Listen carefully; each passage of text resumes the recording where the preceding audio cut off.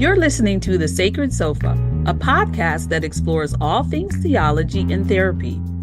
My name is Grace Brown. I'm a registered psychotherapist, certified Canadian counselor, and owner of Journey with Grace Counseling Services. And I'm Brad Watson, pastor of Nexus Church and author of the book, A Path Called Compelling. Welcome to The Sacred Sofa. Welcome, everyone, to The Sacred Sofa, where we want to invite you to come and have a seat on our sofa as Grace and I discuss how to live a good and flourishing life as we work our way through Jesus' Sermon on the Mount. And with that, let me welcome you, Grace, my good friend and co-host on the podcast here. Good to be with you again, Grace. Thanks, Brad. Yes, let's have a seat on our sofa and relax because today we are going to be talking about worry. And I can't think of a better topic to address because these days it absolutely feels like there's a whole lot to worry about. Absolutely. I couldn't agree more with that, Grace. Let's first of all start with what Jesus says, and we'll go from there because it's going to spring a lot for us, I'm sure. But he says, "Therefore I tell you, do not worry about your life, what you'll eat or drink, about your body, what you will wear. Is life not more than food, and the body more than clothes? Look at the birds. They do not sow or reap or store away in barns, and yet your heavenly Father feeds them. Are you not much more valuable than they? Can any one of you, by worrying, add a single hour to your life?" Now, Grace, that's all good and wonderful and all, but much easier said than done. Easier said than done. Yeah. And I don't know why I do these things, Grace, but I decided to start this new year by adding another worry to my already growing list, my pile of worries. Interesting. I decided, sometimes books grab you. I decided to pick up a book that's entitled Nuclear War, a Scenario. And it is something, I won't read you the full description, but it examines what would happen in the handful of minutes after any one country launched a nuclear missile. And I got to tell you, this really, really threw me, this book. It was a page turner, but I discovered that the book is downright terrifying. I discovered that what I know now is that we're balancing, it would seem, Grace, on a tightrope made of floss, our world. And the worst part is the people who would have 6 minutes to respond in this scenario are people I'm not huge fans of. We've got Donald Trump, Vladimir Putin, and Kim Jong-un, among others, right? But it's a little rattling to think that these world leaders might be in charge of that. But I don't bring this up to give readers or listeners more things to worry about. I bring it up because for me, it just highlights how worry comes naturally. You can pick up a book and all of a sudden you've got something new to worry about. But even for those of us who don't go out of their way looking for new things to worry about, I was intrigued. The American Psychological Association reported in 2022 that around 7 in 10 adults, so 72%, have experienced additional health impacts due to stress, feeling overwhelmed, even including changes in sleep habits and worrying constantly. Almost 1 out of 3 adults, they claim, are habitual. But is that because, I'm wondering here, we just naturally worry as humans, or is there something more at work? And I discovered this quote from the late CBS News journalist Eric Sevareid, and he said this: "The biggest business in America is not steel, automobiles, or television. It's the manufacture, refinement, and distribution of anxiety." So that got me thinking as well, like maybe worry comes naturally, but do we live in an anxiety-making machine? Yes, there will always be reasons to be legitimately worried and anxious, but today it almost seems like our culture thrives on that. So I'm wondering, Grace, is it possible that there are cultural and societal influences that are amplifying our worries? And how can we navigate a world that thrives on exploiting our worries? So there's a lot here, starting with your 2025 goal to just scare yourself to death. Like, okay, interesting. Yes. Interesting strategy to bring 2025 in hot with anxiety. Yes. So there's that. I did also want to answer the first question, are we as humans just naturally anxious? And I would say the answer to that is yes. And so I'm going to quickly go to biology and psychology. So in biology, in our brain is an organ called the amygdala. And the amygdala's sole purpose is to scan our environment for threats. Okay. And Right. so, in the days when dinosaurs walked the earth, you weren't just sort of tiptoeing through the tulips, like you had to be alert. And so, Mm-hmm. the amygdala is helping us scan for a continued safe environment. Right. Okay. And so, yes, we're naturally anxious in terms of being aware of our surroundings. But of course, all behaviors on a spectrum that can absolutely go rogue. Now, Right. in terms of cultural and societal influences that amplify anxiety, I would say absolutely. Mm. Absolutely, there are cultural and societal influences that will amplify anxiety. There are even social media algorithms designed to bring you more of the content that makes you Yeah. angry, frustrated, fearful, and anxious. And Right. so, how do we navigate a world that thrives on exploiting our worries? So to answer that question, I want to share an old skit by comedian Bob Newhart. So this is going way back. Oh, that is going back. This is Okay. going way back. As part of his show, he had this skit called Stop It.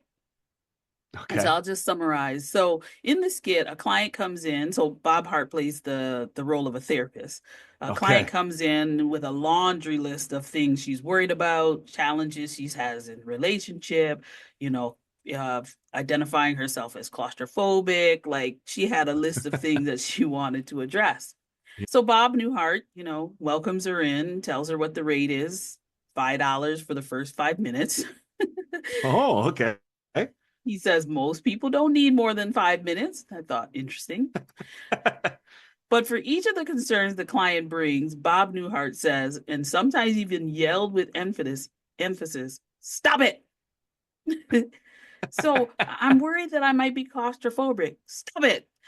But I'm worried about this relationship that I'm in. Stop it. Like everything Oh. she came with, no compassion, no Right. nuances, just stop it. Needless to Mm. say, the client doesn't appreciate the approach. Yeah, I can imagine. So let me be clear. I'm not dismissing the need for therapy nor the nuances that come with our Mm. experiences. But Mm. to answer your question, how do we navigate a world that thrives on our anxiety and fear? Stop it.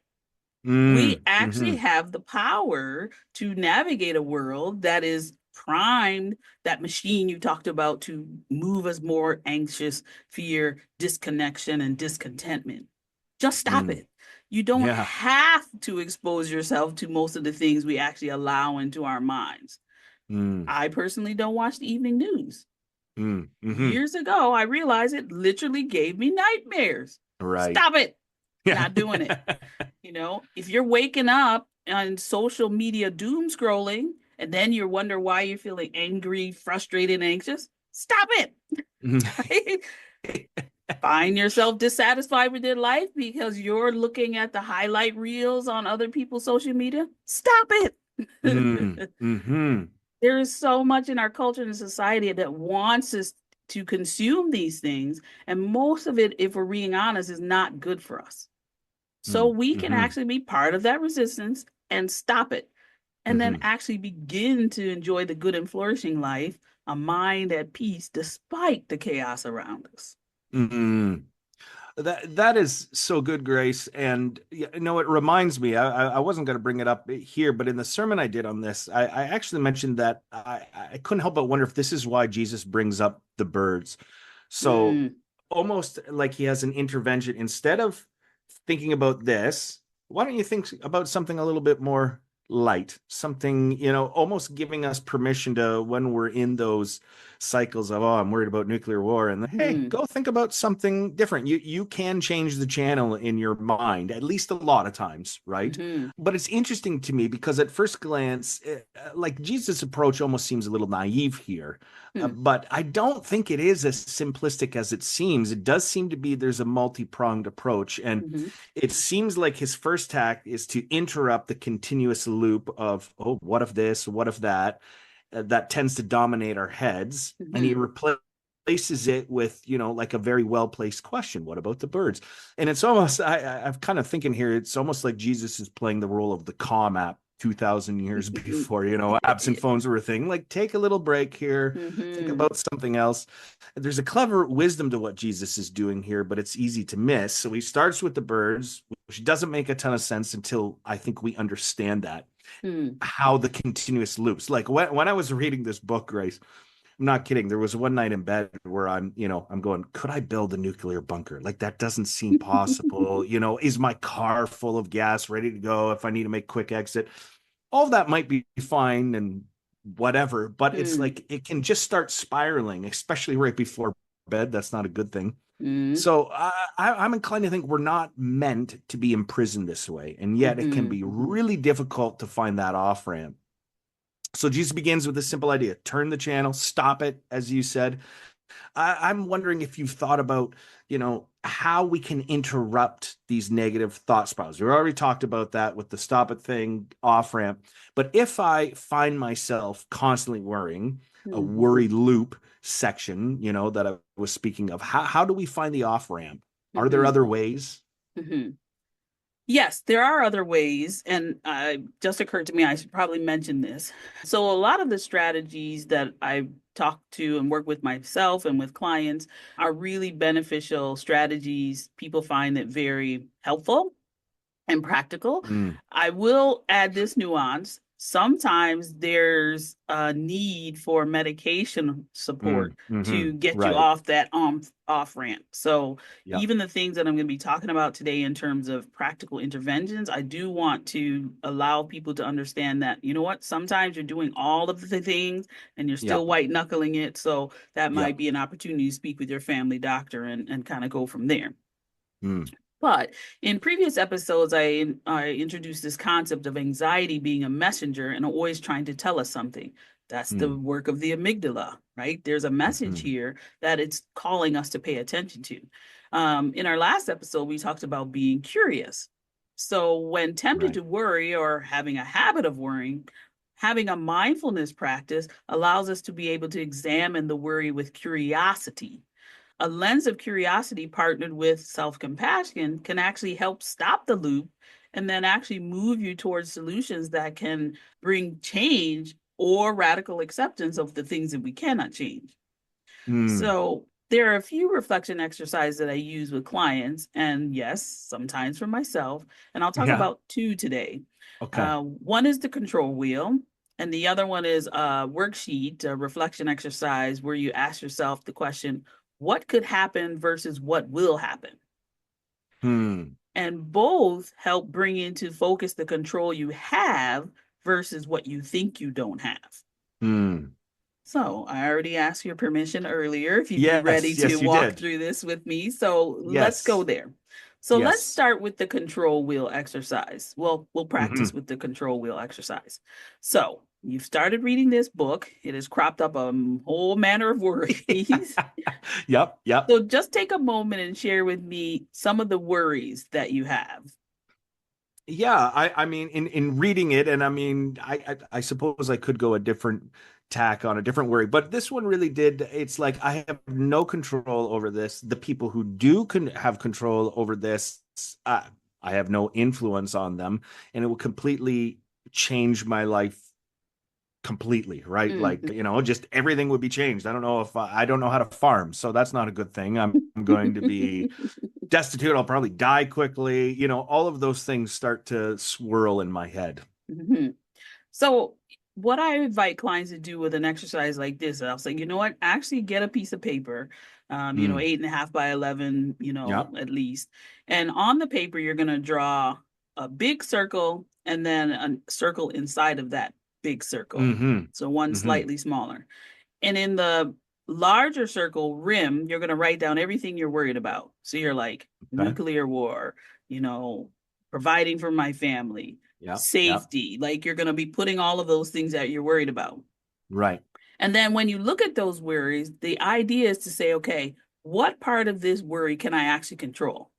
So I can't farm. That's a worry Right. thing. I don't know how to farm, right? Yeah. Yes. But how can I provide for my family? So maybe I Mm. have stock options, or maybe I'm Mm. putting away money so I have actual currency that I can use in case, The the worst case. internet goes down. Like, Yeah. Right. as you're looking at each worry, you're moving into that inner circle and putting things that you actually can control. Mm. You can't control Mm-hmm. what Trump's going to do. You can't control what Putin's going to do. You can't control what anyone in our political scheme can do. But Mm. you can vote, right? Right. You can Right. educate yourself on, which party or ideation you want to follow, right? Mm-hmm. And so that exercise doesn't dismiss your worries, but it actually allows you to funnel that down into a realm of control. And if you're focused on the things that you can control, it's going to leave less room for you to be thinking about things that you cannot control. Mm. Absolutely.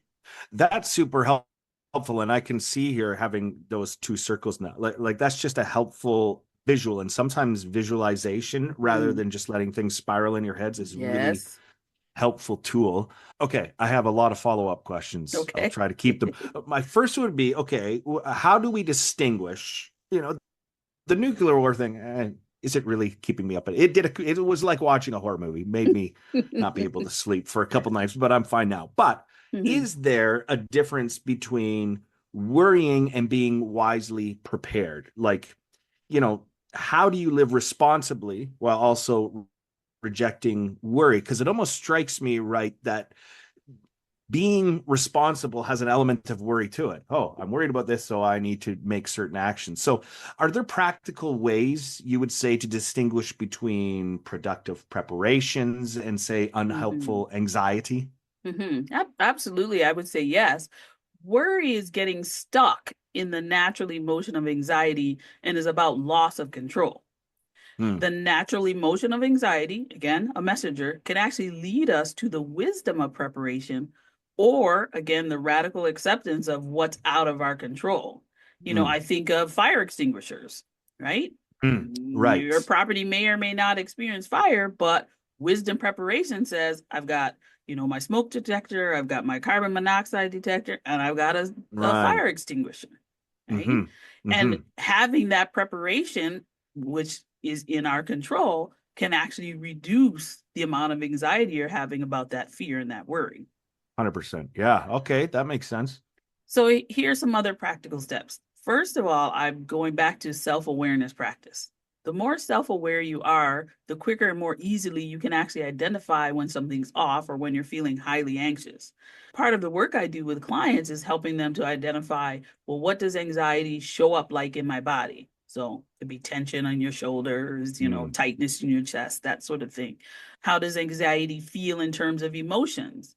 So am I angry? Am I irritable? Am I Mm. fearful? What does it sound like in your head? What are the messages or the inner dialogue that are going on a loop, increasing the symptoms of anxiety? And then finally, how anxiety looks in terms of behavior. And for some people, that can mean certain actions or even non-action, like procrastinating, trying to ignore it and in denial. Mm. Secondly, what you can then actually address. The Right. intervention, which is called CBT, cognitive behavioral therapy, that intervention is designed to interrupt that anxiety loop at any of those points, either reframing what's in my mind, identifying the emotions and managing through those, checking in with my body, or even Mm. doing the opposite of the action or increasing action if I want to tend to run away. Mm-hmm. And Mm-hmm. finally, focus on what you can control versus what you cannot. If you're focused with intention and action on what you can actually do, there's not going to leave room for the worry loop, the anxiety loop, because there's nothing to actually do. Does that make sense, what I'm Yeah. saying? No, absolutely. Mhm. So we spend a lot of time thinking about what we can't do versus what we can do. And Mm. that's where the loop, the trap comes in. Mm. It's interesting because we've mentioned in a few of our episodes. I did kind of a deep dive on the Stoics this past year, and they're really big on this distinction, right? What you can control, what you can't control, and it was Hmm. fascinating. And Jesus really seems to pick up on that here because he starts with the off ramp to worry. Maybe that's as simple as thinking about trivial things like the birds. And I sort of take that as, it might be okay to not be in the know about Mm-hmm. every worrisome event that's going on. And that's a real challenge for me in particular to my ego. Because in conversation, I like to be well informed. I want to be able to talk politics. I want to, Mm. be able to talk intelligently about everything, which is beyond the capacity of any human, right? And so one of the things that intrigues me though is okay, so he provides the off ramp, all of that, but then he sort of adds an appeal to wisdom here. He says, "Can any one of you, by worrying, add a single hour to your life?" Mm-hmm. It's an appeal to recognize the absurdity of worry in some respects because it Mm-hmm. can accomplish nothing maybe tangible in the grand scheme of things. And of course, I get that when I'm worrying, I'm outside of the realm of the rational oftentimes. So I'm not sure an appeal to the rational is always helpful, but the question, like the reflection on the birds, I think is meant to give us perspective and again another off ramp.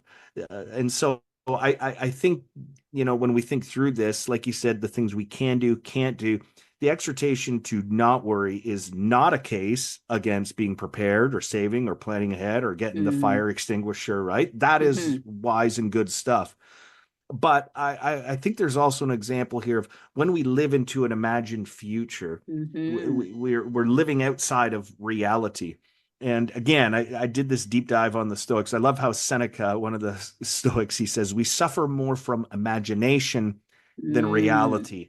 And, in reading through this nuclear war book, which I would recommend, by the way, but it was one of those things that had me totally living into the Mm-hmm. future in an imagined reality. Mm-hmm.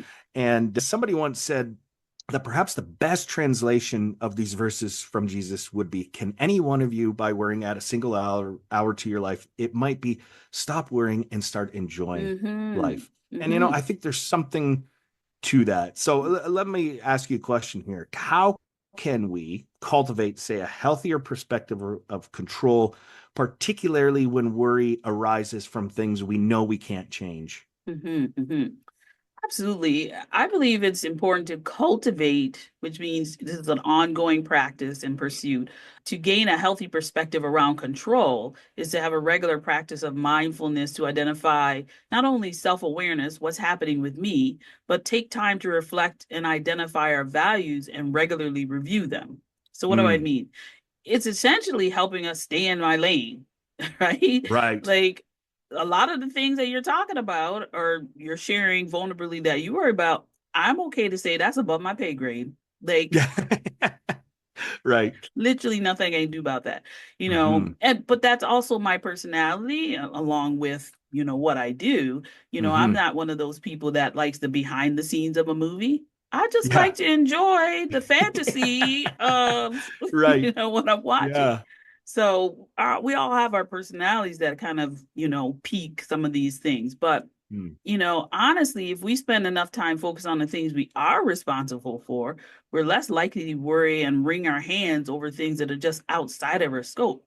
But this mm. this is going to take practice. It's going to take practice. Absolutely. And it seems the more we go through this series, everything is just about practice and discipline. Hmm. It really is. And I love how Jesus, he ends this section of teaching by saying, do not worry about tomorrow, for tomorrow will worry about itself. Each day has enough trouble of its own. And Hmm. this got me thinking because I really like that idea that, what, today I can be present in here, tomorrow I'll worry about tomorrow. I like how Jonathan Pennington says there's no need for anxiety because anxiety is living and worry about something that does not yet exist and will be Hmm. dealt with when it does, tomorrow's troubles.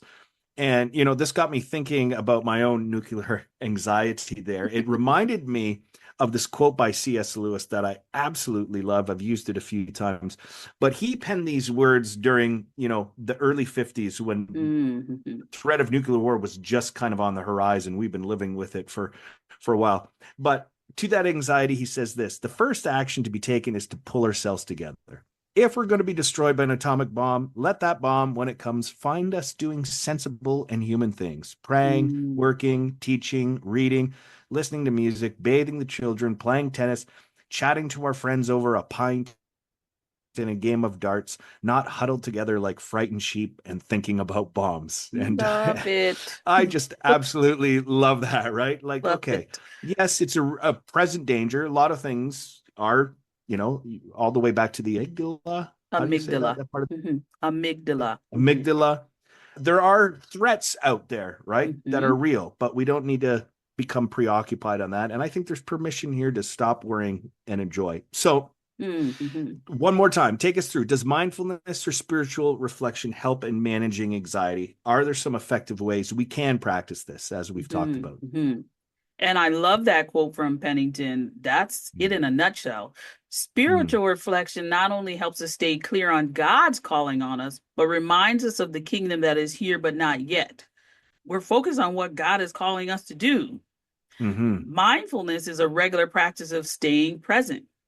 Yep. And this leads me to another intervention I use with clients in a Venn diagram called Where Are You Living? So Ooh. one circle is labeled the past, and the other larger circle is labeled future. And then the Mm, Venn diagram, there's an intersection piece in the middle. And mm, in each sphere that you're in, so if you're focused on the past, you're going to be experiencing things like guilt, shame, regret, feelings of sadness, mm, depression, dwelling and replaying the things that have happened in the past, over analyzing or overthinking, we sometimes say. If you're looking too far in the future, which doesn't exist, by the way, there's going to be constant fear of mm-hmm. the unknown, worrying about what could happen, feeling anxious all the time, the what if scenarios, thinking worst case scenarios. But the practice of staying present is actually going to give you joy, understanding, inner Mm, peace, gratitude, and mm-hmm. clarity of mind and thinking because it's tangible. It's what is here now. Mm, And so looking too far into future is a priming us for hyper anxiousness because there's nothing to touch. It right, doesn't go right. anywhere. You know, Mm-hmm. I love my partner. Billy Joe always talks about, I'd love to win the 649 or the big one or whatever. And it's like, that's a Yeah. nice dream, but I can't live like I won the 649 until the Right. money's in my account, right? So Absolutely. living into the future, it's not in our account yet. There's nothing we can pay with that imaginary currency. And Mm, so it's such a practice of, noticing when I'm starting to look too far ahead or look behind me too long. In driving, you do a shoulder check, but you can't linger because then you'll be mm, off the mhm. road. And so staying Right. present allows us to stay on the path, do what we're called to do by God's grace. Mm. Mm. That's fantastic. I love that. This is the first time I've heard about this. You're always surprising me, Grace. I love that idea of the where are you living exercise. That sounds like it could be a really beneficial thing for people to go through. So I thank you for will that. email it to you because you might need to put that alongside your nuclear Yeah. reading book. Yes. Yes. Absolutely. Oh Hmm. my. Well, this whole time when we were preparing for this episode and thinking about this, the serenity prayer came to mind. I know it's a little Yes. overused and but I thought, you know what, maybe this is the right time to close our episode with that. Hmm. It's short, it's to the point, and I think speaks to a lot of what we've talked about today. So why don't I close this with that, Grace? Beautiful. Hmm. Goes this way: God, give me the grace to accept with serenity the things that cannot be changed, courage to change the things which should be changed, and the wisdom to distinguish the one from the other. Amen. Amen. Amen. Thanks, Grace, for your time. We'll see you at the next episode. See you next episode. Bye for now. Bye bye.